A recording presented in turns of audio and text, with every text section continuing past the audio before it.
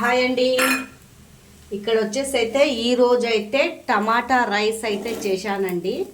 వేడి వేడిగా ఈ టమాటా రైస్ అయితే చాలా టేస్టీగా ఉంటుంది, చాలా బాగుంటుందండి. పిల్లలైనా పెద్దోళ్ళైనా మంచిగా తింటారు. మన ఇంట్లో ఏం లేకున్నప్పుడు ఇలా టమాటా రైస్ చేసి అయితే పెట్టాలా, పిల్లలు పెద్దోళ్ళు మంచిగా ఇష్టంగా తింటారు. ఇది ఎలా చేశానో దీని ప్రాసెస్ అయితే పెడతానండి, చూసేయండి ఎలా చేశానో.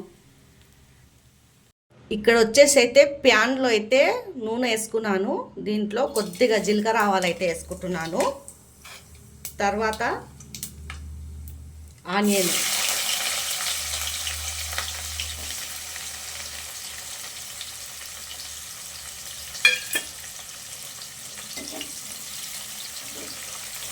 ఆనియన్ అయితే రెడ్గా ఫ్రై అయిపోవాలా.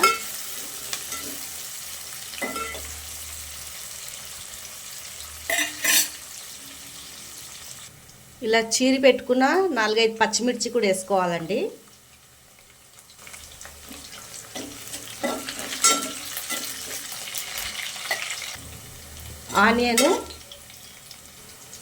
ఆనియన్ ఇలా రెడ్గా ఫ్రై అయిపోవాలా, పచ్చివాసన లేకుండా ఉంటుందండి. రెడ్గా ఫ్రై అయిపోతే ఆనియను. తర్వాత దాంట్లో పసుపు వేసుకోవాలండి. చాలా మంచిగా టేస్టీగా అవుతుంది. పచ్చిమిర్చి వేసుకున్నాను కదా, కారం అయితే తగ్గించి వేసుకుంటున్నాను. మనకు రుచికి సరిపోయేంత సాల్టు.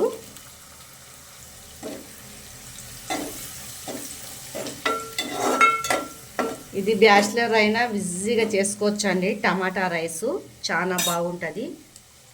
చాలామంది టమాటా రైస్ని ఇష్టపడతారండి వేడివేడిగా తినడము. నేను ఒక 4 టమాటాలు అయితే తీసుకున్నాను. కరివేపాకు కూడా వేసుకుంటున్నానండి.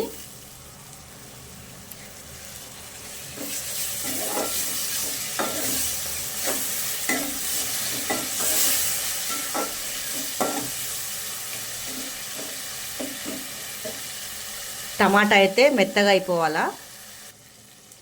చూడండి ఇలా టమాటా మగ్గిపోతుంది. స్లో మంట మీద పెట్టేయాలండి, ఎక్కువ మంట మీద పెడితే మాడిపోతుంది. ఇలా మగ్గిపోయినాక మనము అన్నం అయితే వేసుకోవాలండి.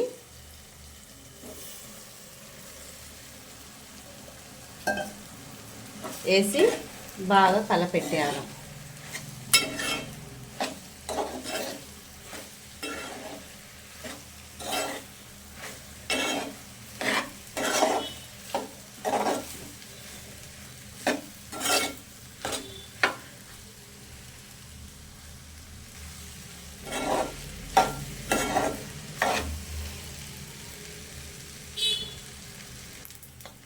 చూడండి ఇలా మంచిగా వేడిగా అయిపోతుందండి టమాటా.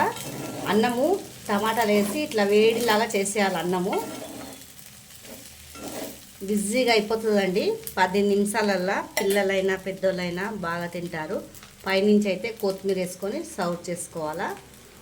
ఈ వీడియో మీకు ఎలా అనిపించిందో కామెంట్ బాక్స్లో కామెంట్ చేయండి.